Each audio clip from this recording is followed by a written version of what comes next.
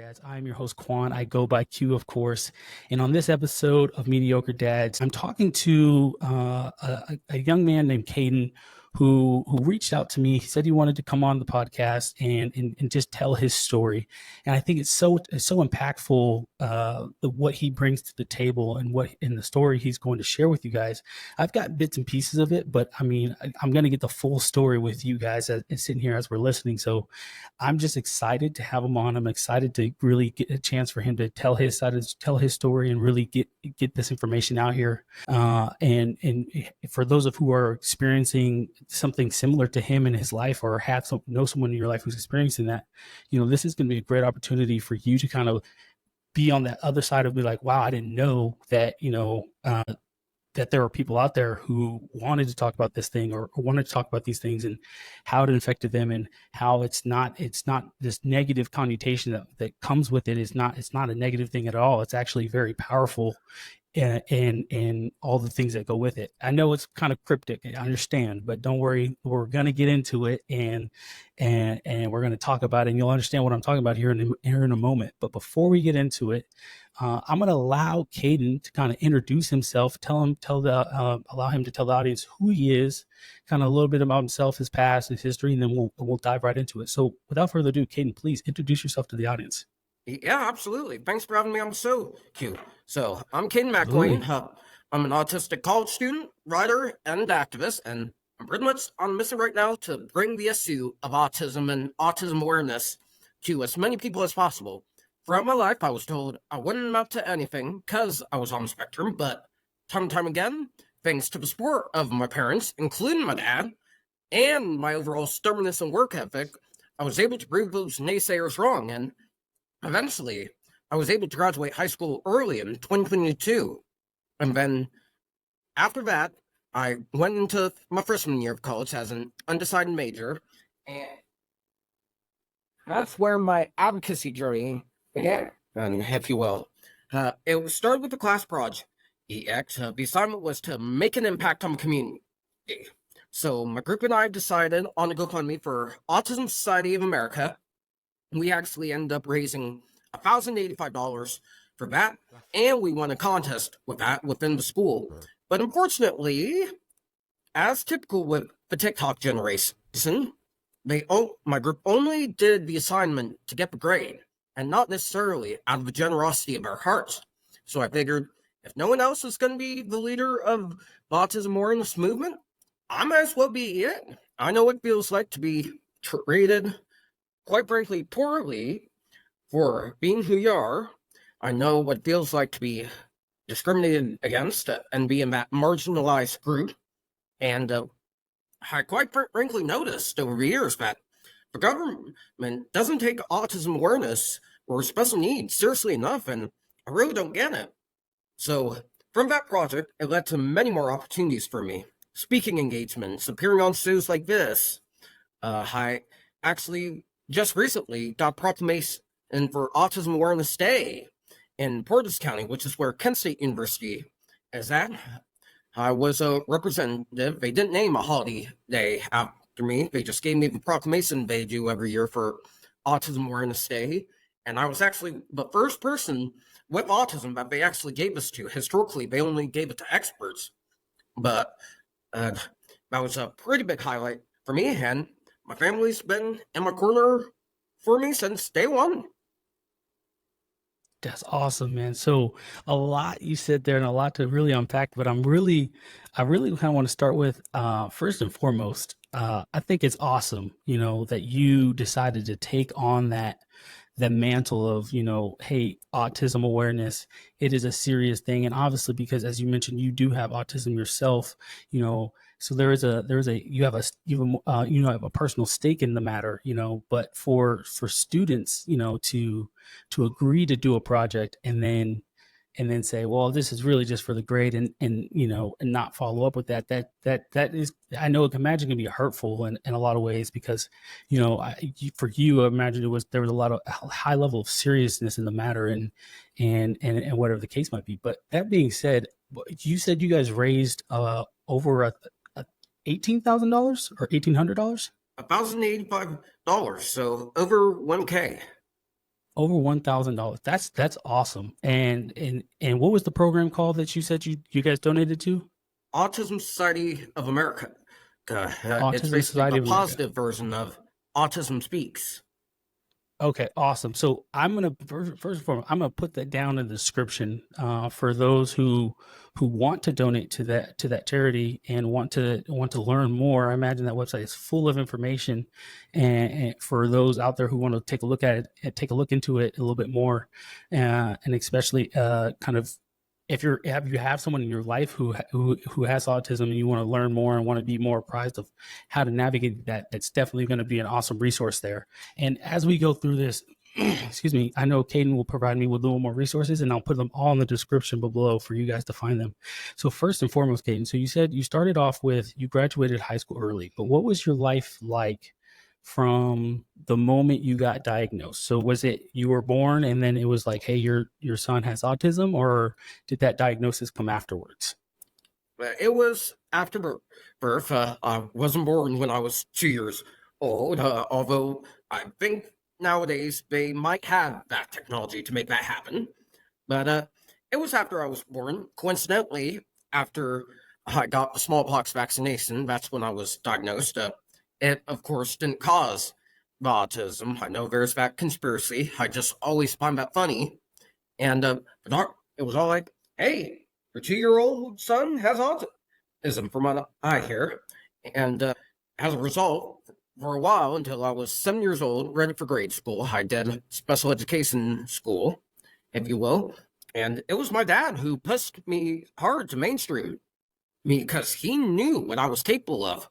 Because autism is a varying range of spectrums. There's the higher functioning, which is where I'm at, where you're incredibly intelligent, incredibly talented, but socially awkward. And unfortunately, there's the lower end of spectrum where you can't walk, can't talk, can't control your emotions, and unfortunately, you have to be taken care of for the rest of your life.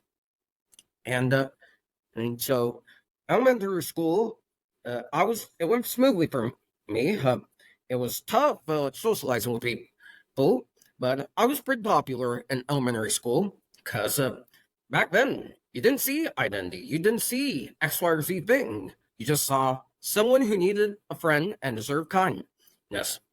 But middle school and high school, as typical with every student, especially those with special needs or an marginalized group, it was a nightmare of bullying and insults and X, Y, and Z thing. My middle school itself actually cut off my services completely without my parents' consent, which, from what I hear, is illegal.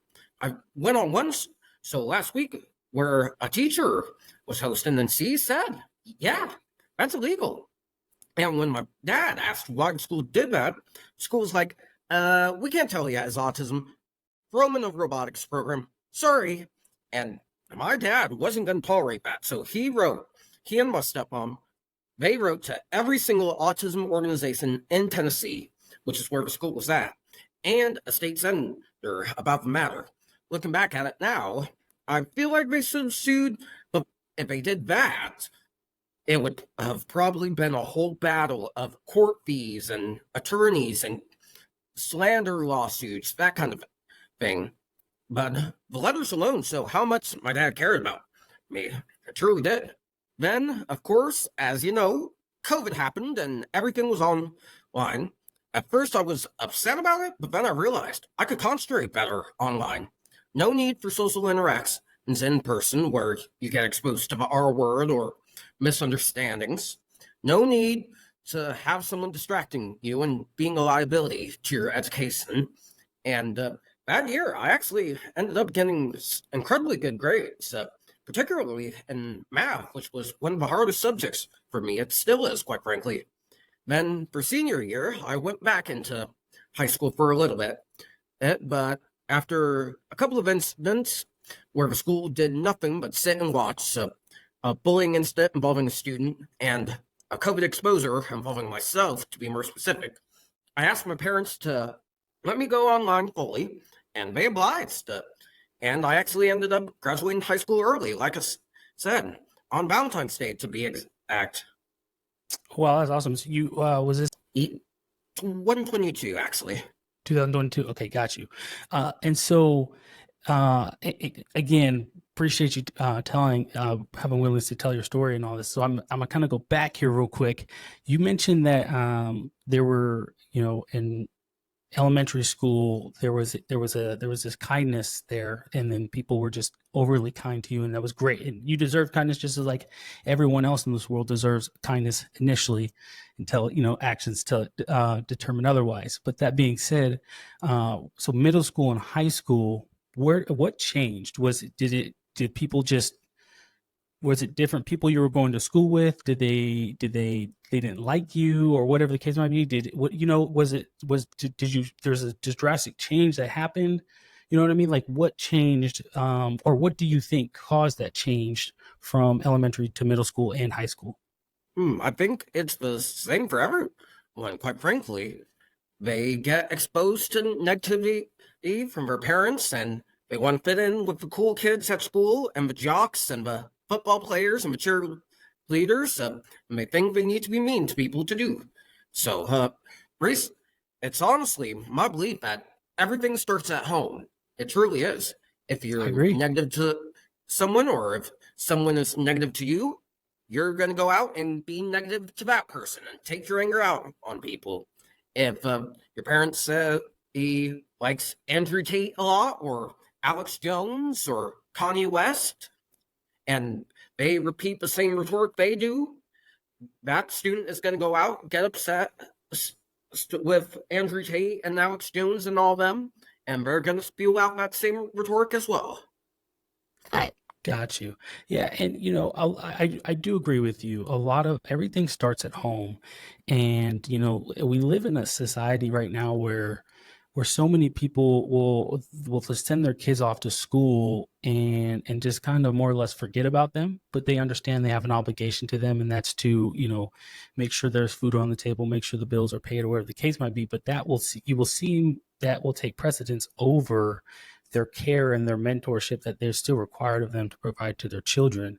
And so, when parents come home from a long day at work or whatever the case might be, and they're upset and their patience is very little, and they kind of take that out on their kid, that kid will take that, internalize that more or less, and then kind of use the outlet of school as this is what is acceptable because it's acceptable at home.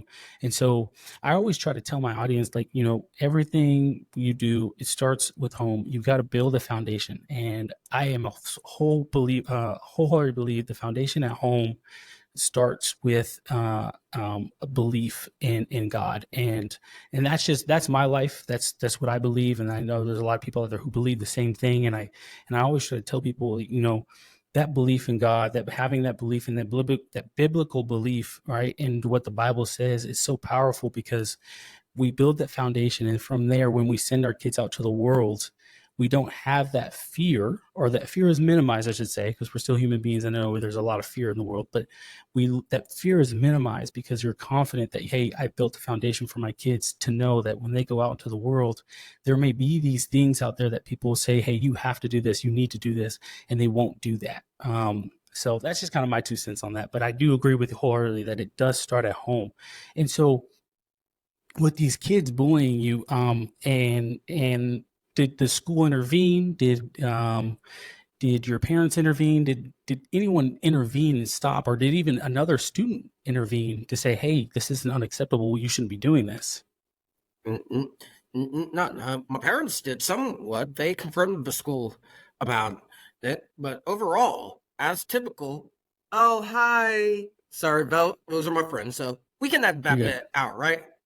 Yeah, you're good. I promise it makes it better if we don't edit out, so we won't. Don't worry about it. You're good. You live a life just like everybody else does. My daughters were knocking at the door here trying to get in, so you're totally good. Don't even worry about it. Right. But no, the school wasn't doing their jobs, as is typical with most bullying cases, depending on the school. My parents intervened, and I do admit, a majority of those bullying cases, particularly in high school, I did get myself into that situation because he didn't shut my mouth. And then, oh, hi, hello, well, yes. Sorry, my friends want me to say Lipasig. Yeah. There you go. Shout it out, man. What you got? Yeah, thank you. All, all right. But yeah, as typical with most bullying cases these days, the school wasn't doing their job, and I do admit I did get myself into a lot of those situations because I was annoying some of the students, like my snitching on them for being on their phone, and snitching on them for, quite frankly, petty stuff like cheating and talking during class, that kind of thing. So I do admit on my end there was a misunderstanding about what exactly bullying was. But I would say a lot of those instances were, quite frankly, bullying because they should have known I was on the spectrum. I think that's another problem facing the school district and parents. They aren't informed, or they aren't informing the student body. There was actually a rumor in high school during my sophomore year when I did cross country, spreading around my team, that I was faking my autism for attention. Wow. And so that I'm sorry you had to experience that, because I don't, bullying is such an evil thing. And if for those who've been following Mediocre Dads, you know that I had a previous conversation with one of my buddies. His name's Gabe, and shout out Comfort and Chaos. But I was talking to him, and I told him, when I was in high school, I was a bully myself. Now, I wasn't the bully that was out here trying to pick on, that were people that I thought were, less than me, if that makes sense. But I wholeheartedly believe that picking on people that were essentially bullying the bully, I wholeheartedly believed in bullying the bully. And there are people out there who enjoy to make people small and look small and feel beneath them. And I wanted to go after those individuals. And so in a lot of ways, I was a bully, because the moment I started doing that, those people that I intentionally went after in a way to bully them, they became the victims, if you will, and then they became small themselves. So that's when I tell people I was a bully. I was bullying the bullies, and so bullying, though, is not a play. It shouldn't be acceptable. And regardless of what you were doing, you were doing the right thing, regardless of how they feel about it. And that's the biggest thing, is we have to do the right thing, but so many people do not want to do the right thing. And so when you said they should have known you were on the spectrum, right? Because part of when I was growing up, what I was always told is, if someone has autism or even their special needs or whatever the case might be, you would want most of the time it's better to treat them as you would treat another student. Now that doesn't mean that you go out there and you isolate them, or you kind of in a way bully them, right?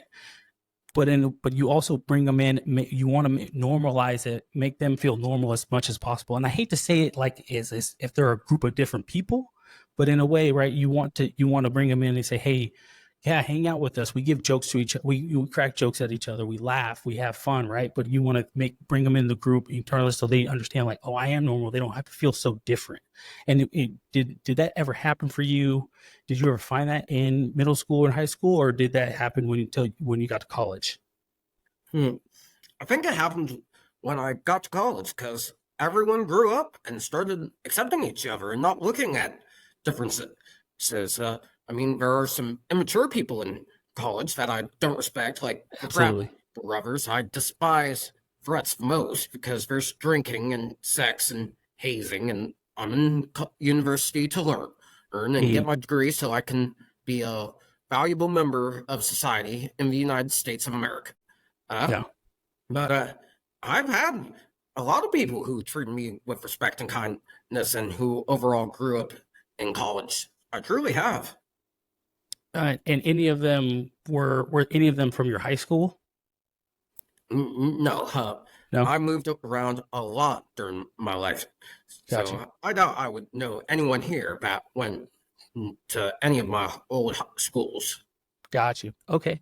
Just curious then. Okay, so kind of traversing here the conversation here. So this is a podcast about dads, and when you reached out and you were talking about, you really wanted to tell me about your dad and how much he has helped you.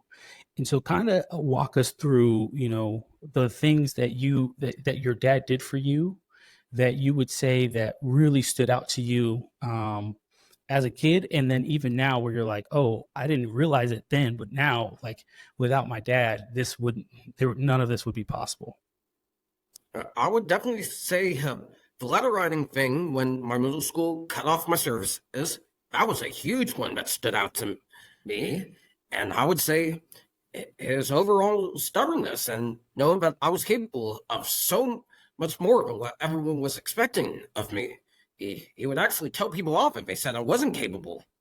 Well, That's and awesome. he actually cussed out my assistant principal at my high school during one of my IEP meetings when the services came back up. And since it was Tennessee, he used some sexually explicit terms, which I can't say. But the Yeah. principal was like, oh, and so, because you wouldn't expect to hear that from school on school ground. That's how much my dad cared about me.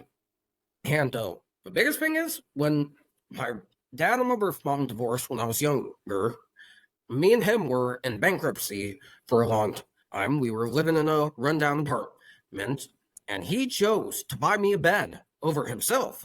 That says a lot. It truly does. Wow. That is amazing. And so your dad didn't have a bed. He just slept on the floor?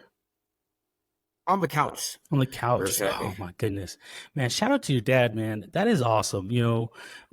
A man who is willing to give his kids everything, or the shirt off his back, the shoes on his feet, just to see his kid smile. That's powerful, and it's sad that you even had to be in that point that you had to be that predicament that you had to be in. But it's amazing that the mental fortitude that your dad displayed in the strength and that he displayed to say, hey, I have a son who's going to be capable of so much more. I just have to get through this. And if that means I have to sleep on the floor or sleep on the couch, I will do that. Does your dad have autism, or does your mom have autism? None of my other relatives have autism. Okay. My dad's just antisocial and doesn't do well in social situations, but He's antisocial. He doesn't like people. He's doing very well now. Now he grew out of that after he married my stepmom. He now is the head of IT at IBM in a position of power, making over $100K a month. He has a house, and he's actually working on building me a real estate portfolio of like 10, 15 different houses worth probably over $1 million. That way, once he dies, I'm set for life. That's awesome. That is so awesome. And so I asked the question if your dad or your mom, if anybody from had autism, because again, I told you at the beginning, I'm gonna be honest, I'm naive when it comes to autism and a lot of these things in that sphere of things. So I'm always curious and interested to learn. So that being said, is this something that is passed down, or is it just something that it's by chance, it just happens? To say that autism is by chance, and I think it depends on DNA inheritance.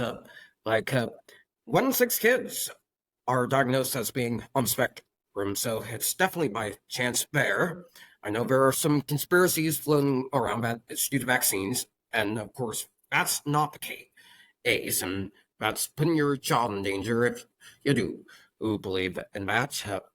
And I would say there are 2 big things that cause autism, and that's inheritance and the stuff we eat in our food, like the chemicals and all that stuff. Like, I love KFC chicken, but that KFC chicken has a bunch of chemicals and nastiness and X, Y, and Z thing. So I think what we eat definitely has a role that plays in autism. Got you. And again, like I said, I am naive to this topic, and if some of my audience members are out there who are not, I'm always eager to learn and always have the kind of interaction. But I want this interaction. I love this type of interaction. So, you kind of pointed out that it's the food, it kind of a lot to do with the food and the inheritance, right? So, um, do you, I don't know, if you know the answer to this question, but I'm generally curious because I don't, first and foremost, when I ask these questions, it's not to say that having autism or being autistic is bad, right? And it's to say that there are people out there who are going through it, who are autistic or going through it, and who might feel some type of way and feel really down about being autistic because they're immediately told that they're different, and they're immediately seen as they're different. And it depends, obviously, the severity of it, as you mentioned, um, or as far as the spectrum goes. But I know that there are people out there who are in this position where they're like, who have kids, and they're saying, "Hey, my son or my daughter is autistic," and what does that mean? What does the future look like for them, right? And whatever the case might be. So, did you ever see or hear, or did your dad ever talk to you about how when you got the when he got the news that you were autistic, of he was defeat or sadness, or was it, hey, this is something that we can overcome and we're going to get through it? I would have to say it was all of the above, quite frankly. Okay. But mostly, hey, he has this. He's capable of so much more. And if you don't think that up yours, you're cut off and all that. And he pushed through it. And I'd say I'm the lucky one because I also have a cousin who's on the spectrum, and his mom just threw him aside like trash, kicked him out, and now, as far as I know, he has a kid that's premature. He lost custody of her recently because his BM baby mama decided to do drugs during pregnancy. He was arrested for animal cruelty, and he's on the run from cops, and he smokes weed, and he actually changed his name, and I kid you not, to 420 Jake legally. And Oh I my think goodness.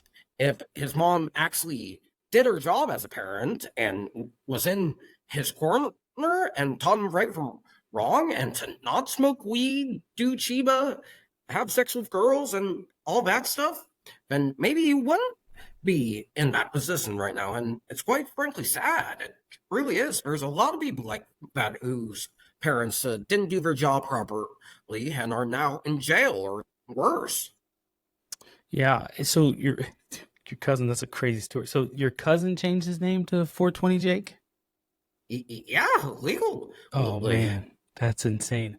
Uh, uh, and so you is your cousin high functioning, just like you are? Hmm. I would say in the middle side Okay. of things, like not high functioning, but not low functioning either, if that makes sense.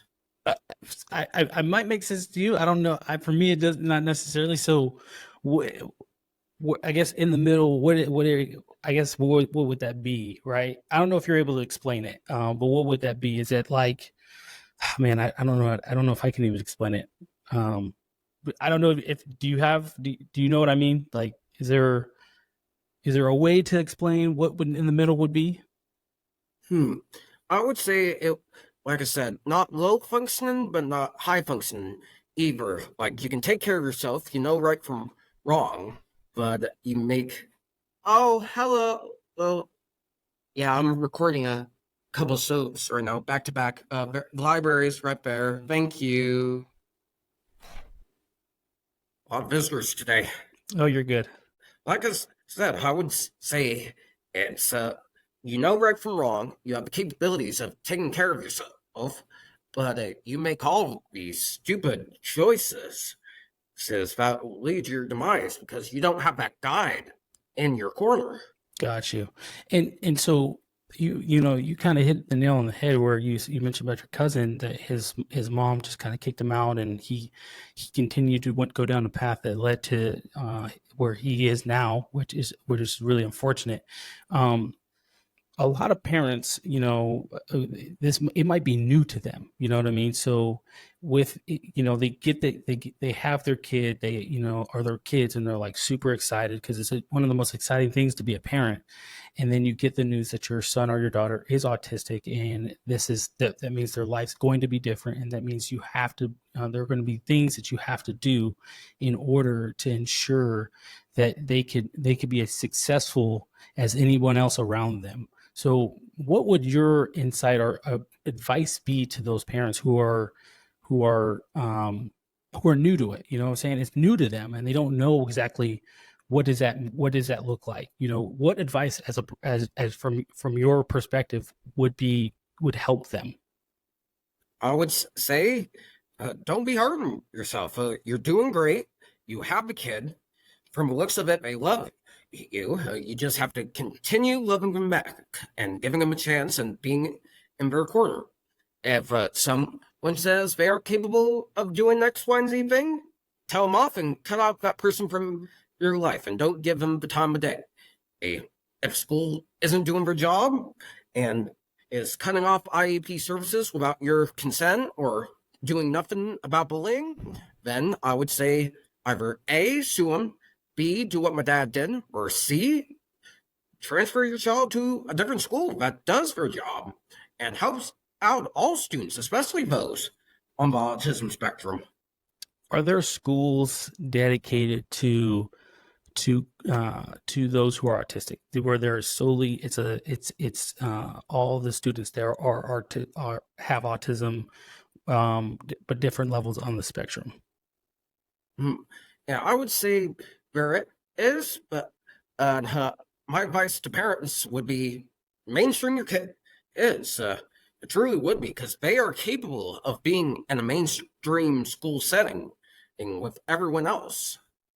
And when you say mainstream, you're talking like public school or putting them out there, right? Not just kind of like, my kid's autistic, I'm going to kind of shut the doors around him because people will judge him. Pretty much.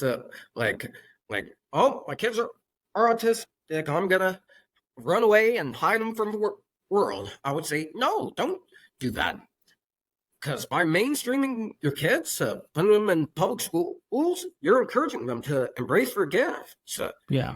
And so educationally, did you thrive in high school or even through middle school, high school, and now in college? Have you thrived? Are there struggles? Because you mentioned you are high functioning, and I know with a lot, we talked about stereotypes kind of before this. I was going to mention stereotypes, right? So with stereotypes, when someone says, "Oh, this person they're high functioning," they immediately think of I don't know if you've seen the show The Good Doctor, right? Where he's training to be a surgeon and he has autism and whatever the case might be, right? Immediately what comes to people's minds is, oh, he's high functioning. That means they're just shy of a genius, right? Which in some cases, I'm sure that's true.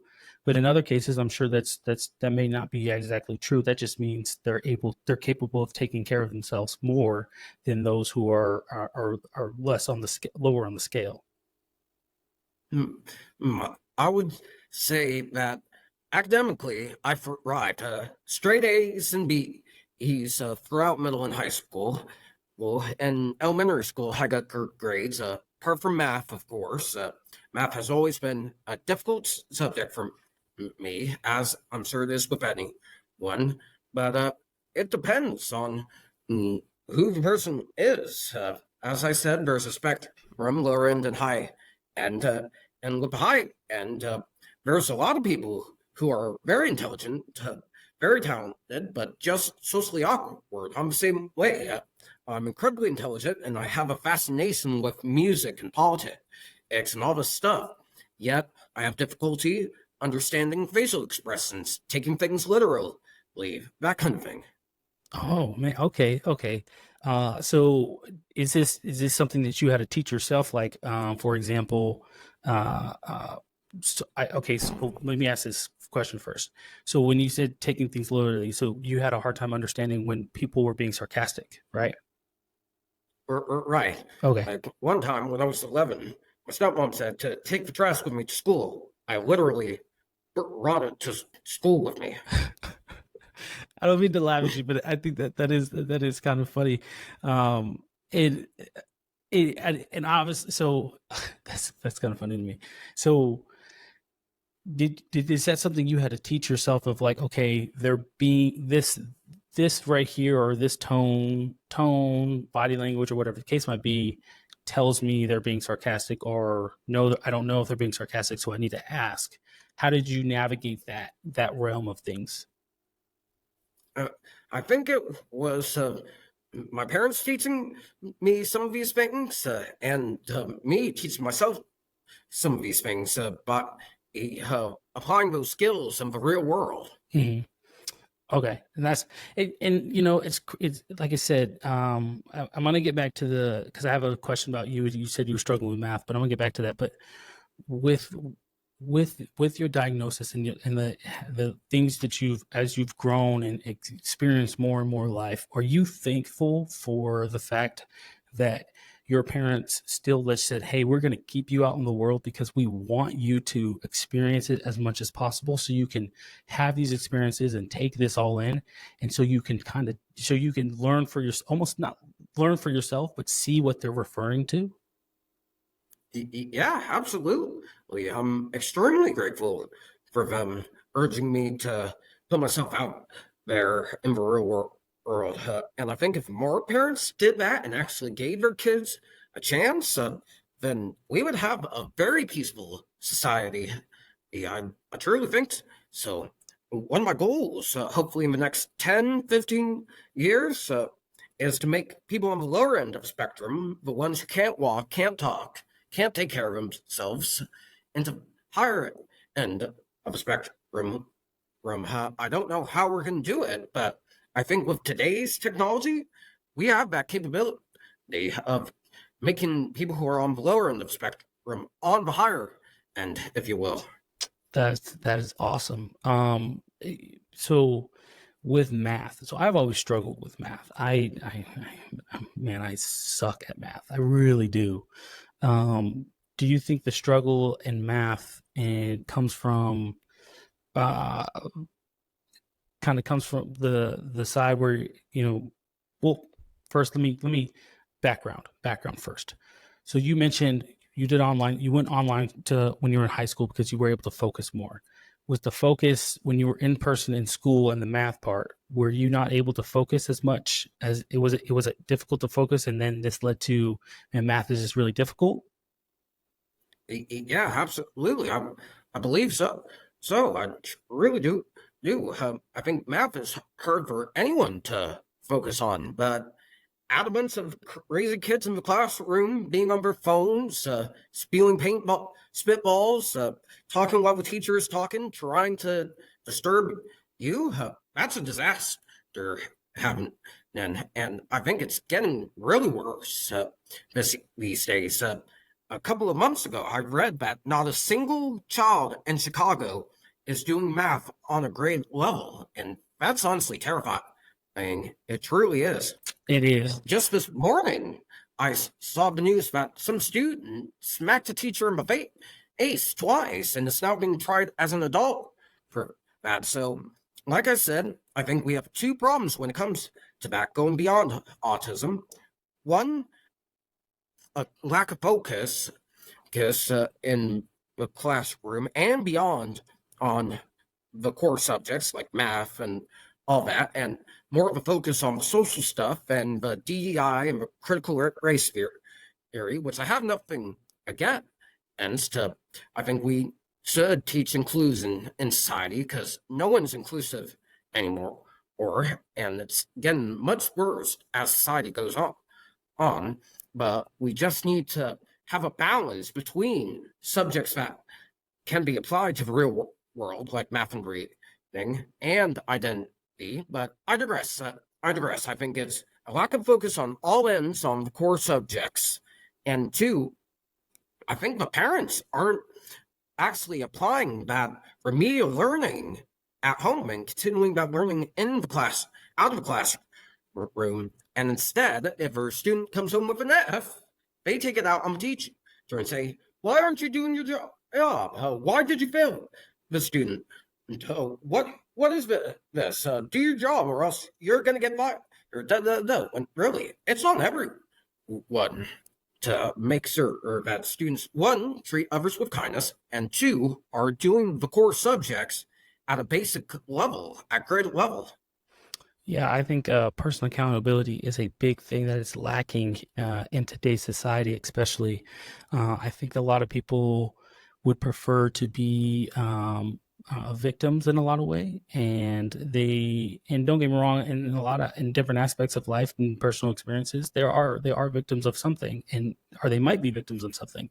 However, I think that everyone wants to take on the role of victimhood rather than saying, okay, hey, I may have something bad happen to me, and it might have been my fault, but I'm going to move forward, and I'm going to put my best foot forward and make sure I can learn and grow from this experience. And that's what you're seeing with a lot of parents, is that they recently, especially again, and I'm talking more geared towards here in society right now, is because, when I was growing up, so I'm 29 going on 30 this year. I don't know how old you are, but I'm 19. 19 years old. Okay, yes. So 10 years. So you were born in 2004?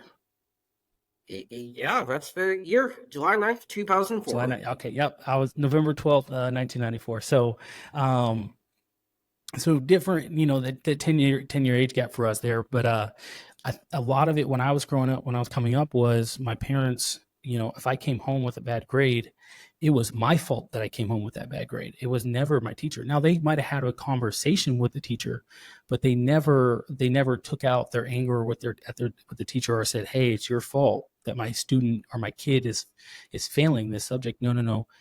What is my kid doing on a day-to-day basis while in your classroom? They're doing A, B, C, D. Cool. Sounds good. Thank you for that information. Coming back and saying, hey, you need to tighten up. You have a responsibility when you're in a classroom to be a good student and pay attention. I understand focusing might be difficult, but that doesn't mean that you just do whatever you want when in the classroom. You need to work and figure out what it is you can do to focus well in that classroom. So again, the accountability aspect of it, a lot of people, that self-accountability, a lot of people don't have that. And I think that's a part of the biggest problem, right? Because now we're transferring that to our kids, where we're telling our kids it's crazy what you're teaching your kids by doing that, by that action that you do of, hey, you come home with an F, and immediately get on the phone or send an email to the teacher threatening to get them fired because their kid is not passing, when in reality it's the kids the reason they're not passing. They're not doing their homework, they're not participating in the class, they're not focusing when they're in the classroom, they can't read at the reading level in which they're supposed to be reading at. They can't can do common math problems, right? This simple math problems, if you will, that at the level in which they're supposed to be at. So now they're from behind, but their parents didn't know that, because this entire time they've been saying, no, it's the teacher's fault that their kid is not where they're at. Rather than when the kids come home, what are the parents doing to say, hey, what did you learn at school today? Cool, you guys learned A, B, and C. Let me look at some of the things you guys did. All right, that's pretty cool. Can you tell me how do you do this? Oh, you need help understanding?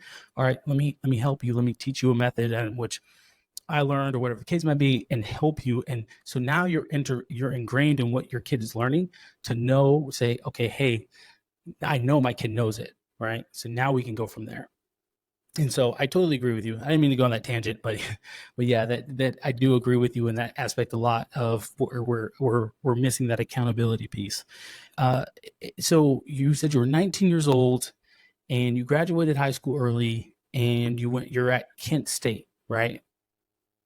Right. And did you get a scholarship to go to Kent State, or did you take the SAT and the ACT?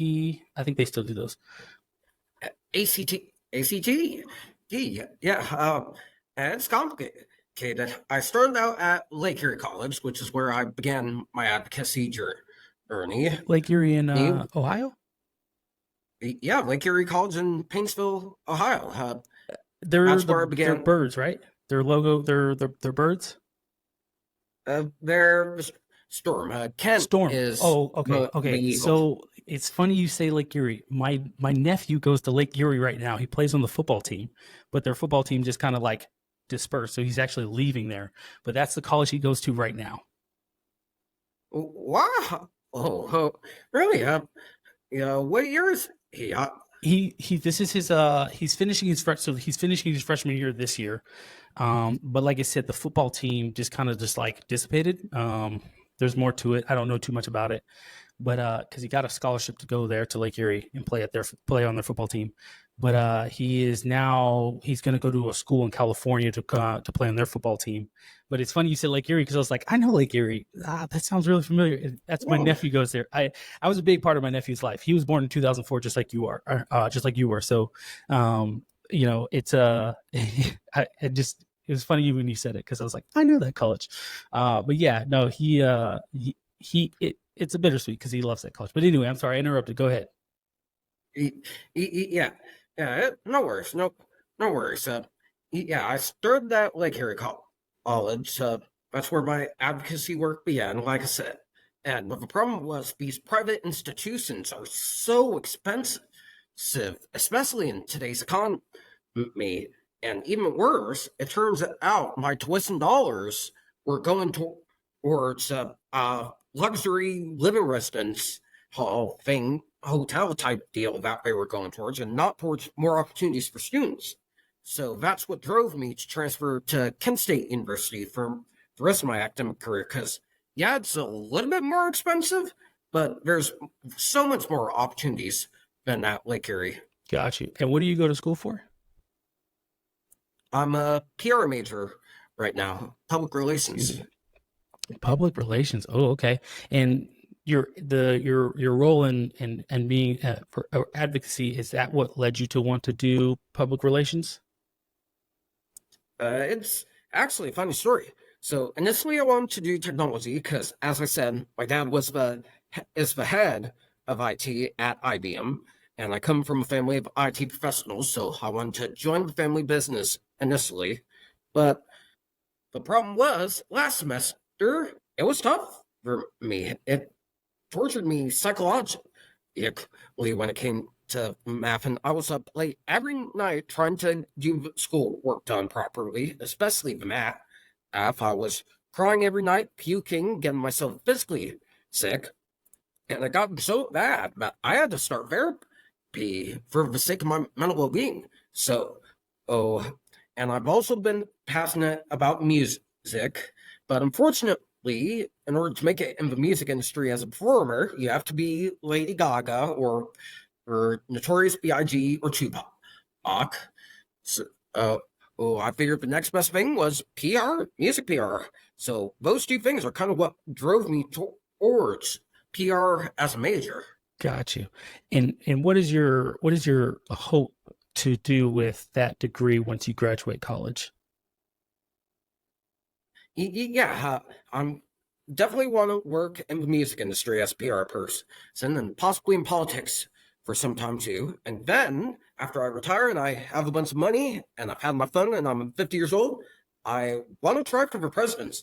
See, I truly do. I think this country needs the first autistic president in U.S. history. I think it would teach everyone to be more inclusive of each other. If someone with neurodivergency, he would be in the White House, because surprisingly enough, we haven't had that. We've had the first Black president in U.S. history, but we just need the first LGBTQ one, the first female president, and the first neurodivergent president. Yeah, I would support you, man. You when you get to the age, I think you got to be, is it 35? 35. Yeah, 35. Right. Wait. You got some years, and that's going to allow you to get more experience and different experiences out in the world. But look, I'll be looking for you. What is that? 15 years, about 16 years for you now, right now, to 35. So I'll be keeping my head out there for you. The president over there, President Kadin, that'd be freaking awesome, man. And because it's crazy because not many kids have that dream to be president of the United States anymore. So to hear it's almost like that dream of when kids were like, yeah, I want to be an astronaut. Not many kids say it anymore because they're like, what is, but to hear someone say it, I think that's awesome, man. And I think that, being purpose driven and having goals is awesome. And it's outstanding because as men, I'm going to say as men, it's very important especially for us, that we have something driving us. We always have to have a why. Men are purpose driven, and is if you as a man, when you have a purpose, that purpose drives everything in your life. And as long as that purpose is is morally and ethically a good purpose, you can be very successful. And you're going to stumble, you're going to fail, you're going to fall, and you're going to fail at times in different places of your life, but that doesn't mean you stop. That means you learn something, and now you just keep going and find a different way to attack it. But I think it's important as men that we have a purpose. We have purposes in our life. I'll even say, go and even say this, because I don't know your dad, but I'll take a leap when I'm saying this. I wholeheartedly believe that your dad, he found a purpose in his life when he said, yeah, my son may be autistic, but my son is powerful. My son is smart. He knows he's capable of so many of these things. And in order for him to get to this level in which I think he's capable of, I have to teach him that, hey, you're going to go through some things, and they're not going to be favorable. They're not going to be the best things, but I have to make sure that you understand that even when you fail, I'm still here. And when you succeed, I'm still here clapping for you. You know what I mean? So I wholeheartedly believe that you gave your dad a newfound purpose that ignited something in him, that really gave him a newfound reason to say, hey, I have a son that I want nothing but the best for, the world for, and I'm going to make sure he has it. And I think that's awesome, because I think, as I absolutely as agree. dads, right? Well, for me, I won't say we, but as dads, unless you're a dad and I don't know about it, I don't think you're a dad though. Not. Although I am pro-life, but I might not want a kid yet at 19 years old. Maybe I'll go out on a limb and say 21, maybe 24. But I don't even have a girlfriend or boyfriend right now, so I Still got some time. Still got some time. Well, let me ask you a question then. Are you? I was going to make a point about something. It was going to be something, but it's not important, because now I thought of a question as you said it. So you said you're 19 years old. So have you ever dated before? A couple of times, actually once. So, and I've had a lot of hookups, and I've had a lot of crushes. There was this one girl who kissed me on the forehead in middle school. She was some football player, your sister, a college football player, actually. And because of that, I thought we were instantly boyfriend girlfriend. And her friends told me off over that, because, quite frankly, as I'm sure any male who had a crush on someone, it got creepy at times, and I was obsessing over her, and they said, hey man, she only kissed you on the forehead just to be kind to you. Yeah, you might want to back off. So, I don't know if C would count, but it was some sort of affection. And then in high school, this one was the funniest one. There was this girl who I dated called Sexy Lex. See, she was a freshman, I was a sophomore, and she was, how do I put it nicely without using profanities, interesting. Hopefully I don't get canceled for that. She would work on my leg during lunch, have me tie her shoes for her. She tried to kiss me once, and she held hands with me a couple of times, and she was a bit of a gold digger. My parents warned me that she might only want me for whatever money I have. But that was actually the first quote-unquote girlfriend that I've had, official girlfriend, if you will. Well, I don't know what she's doing now. I really don't. I believe that by now she would have had graduated high school, or I truly do. And in college, what were No, you you're good. say? Go ahead. In college, what? And then in college, I've had a couple of hookups with some guys, but nothing serious. I'm mainly just focused on my academics right now. Got you. And her name was Sexy Lexi. That was her actual name.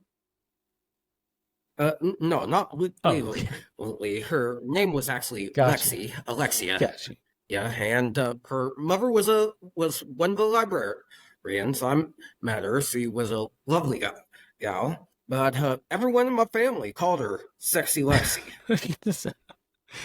Oh man, twerking on your leg in high school, and oh man, that was high school was such an interesting time for everybody, I imagine. But man, that was some time ago for me. That was some time ago. But I fortunately married my high school sweetheart, and so we've been together since 2011. So we haven't been married since 2011, but we've been together since 2011. And I actually met my wife I was in seventh grade, she was in sixth grade. So we've been together for a very long time. But anyway, then nonetheless, I got you. Relationships can be difficult to navigate, especially when you're young. And the values of relationships have changed and they've shifted, and so a lot of different things going on, a lot of different things going on. That's where I'll leave it at that. But okay, so you want kids eventually? I'm not right now, Yeah, but but eventually you would like kids. Got you. yes. And how many kids would you want? When I was younger, I would usually say about 40, but 40. no, for the purpose of realisticness, I would say probably 4, 5, 8 at most.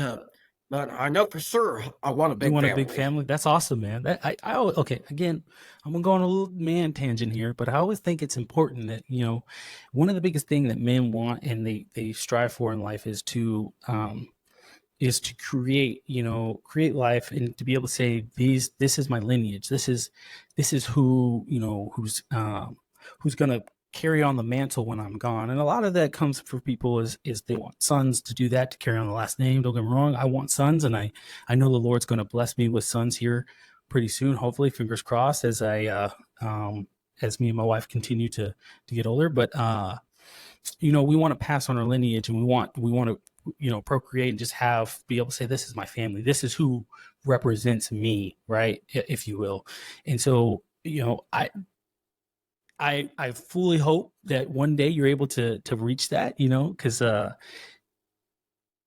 wife doesn't want that many kids. I've convinced her 4 or 5. At the moment, I think we're going to go for 4. We have 2 right now, but I think 4 or 5 if I can convince her, because I think I want to adopt the 5th one. But yeah, man, find a woman that that loves you for you and wants the things that you want, or at least similar. You guys can come to that agreement to have some similar goals and whatnot, to then hopefully maybe one day have those 5 to 8 kids, because having a big family is so fun. I don't know if you have a big family yourself, but having a big family is fun. My wife's family is huge, and they're always doing something together. But I always enjoy those moments because you can always tell the love in the air, and just the compassion that they have for each other. So I always encourage men, man, when you're as you're getting set in life and you're doing your things, you're in your 20s, do as much as you can to build that strong foundation. So when you do start having kids, man, you're better off, and you're taken care of, but don't let that be the reason that you don't have kids as well, right?